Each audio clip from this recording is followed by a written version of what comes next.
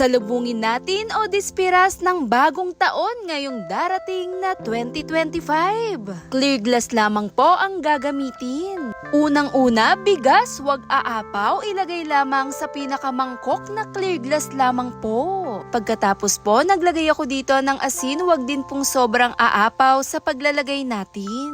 At heto po ay nakadepende na rin sa ating mga paglalagyan. At pagkatapos, isunod naman natin ilagay ang pinakaasukal. At idinirekta ko na rin isinalin doon mismo sa pinaka-clear glass pa rin po. At isinunod ko naman inilagay ang pinakabulak natin. Depende sa dami ng ating kakailanganin. Dinirekta ko pa rin inilagay doon mismo sa pinaka-clear glass pa rin po. At pagkatapos, isunod natin ilagay ang hindi pwedeng mawawala ang pinakatubig natin. Pagkasalin-salin ko nito, kumuha ako ng dahon ng laurel. Huwag din pong sobrang aapaw. Buong dahon ng laurel ang kakailanganin natin, 7 piraso. Ilagay po mismo doon sa pinakabigas natin, itusok lamang paikot. Pagkatapos po, kumuha tayo ng coins o barya. Madami po, depende na rin to sa atin. Idinirekta ko rin po mismo inilagay doon mismo sa pinaka-clear glass natin. Kasama na rin dyan ang pinakabariyang ginto natin, iba ang pang-akit na dala rin nito. At pagkatapos po, kumuha pa rin ako ng 7 pirasong bariyang gintong metal. Dinirekta ko rin inilagay doon mismo sa pinakabigas natin, paikot lamang ito doon banda sa pinakadahon ng laurel. Pagkatapos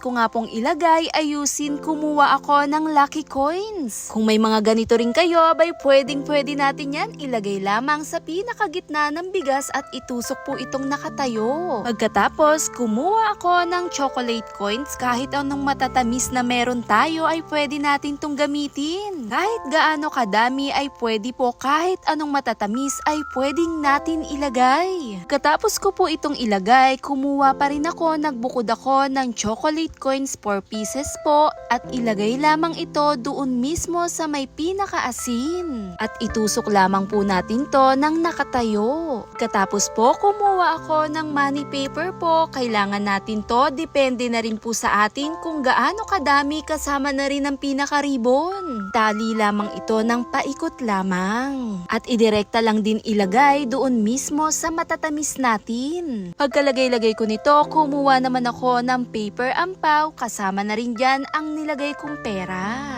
Paglalagay po nito, depende na rin po sa atin kung magkano rin po. Pagkatapos, ilagay lang mismo doon sa pinakalikod ng mangkok na may bigas. Kailangan po nakatayo lamang siya na magkakadikit. Kasama na dyan ang mga figurine na pampaswerte nyo. Heto nga sa akin ay money tree. Ilagay lang mismo sa pinakagitna natin o yung pinakasentro nito. Dito nga po sa ating nilagay bigas, simbolo ito ng kasaganahan. Ang asin nagtataboy ng negative na enerhiya.